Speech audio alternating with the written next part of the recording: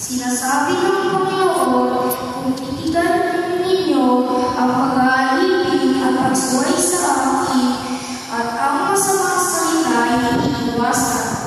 Kung ang nagugutom ay pakakainin ninyo at tutulungan, ang kadidimang bumabala sa inyo ay magiging bilang liwanag sa katanghalian. At ako, Panginoon, ang siyang sa inyo ay laging papatnubay.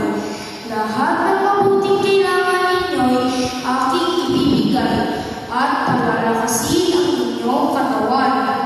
Kayo'y matutulad sa matalim na sagana sa dilig, matutulad sa batis na di nawawalan ng agos ng tubig.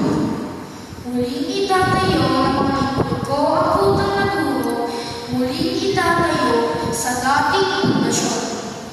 Makikilala kayo bilang tagapagtayo ng sirang loob, mga tagapagtayo ng masakang habangan.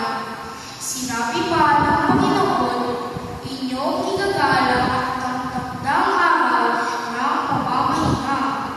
Huwag kayong gagawa ng inyong gawain sa araw-aral. Sa araw na ito'y mamamahinga kayo, huwag maglalakbay, ni gagawa o maghunda ng walang kabuluhan.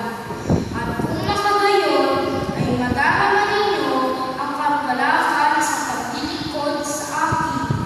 Bibigyan ko kayo ng karangalan sa harap ng buong daigdig, at lalasapin ninyo ang kaligayahan sa paninirahan sa lupaing ibinigay ko sa nuno ninyong si Jacob.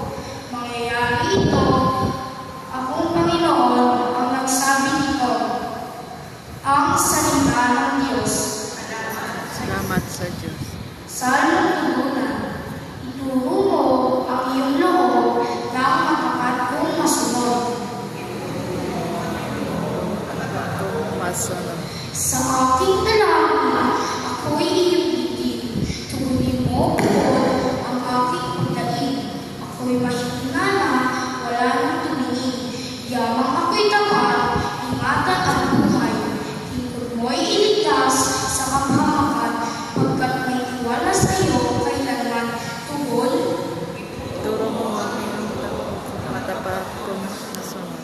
ikaw ang aking Diyos, ako'y kahabagan. Sa buong maghapoy, siya'y tinatawagan.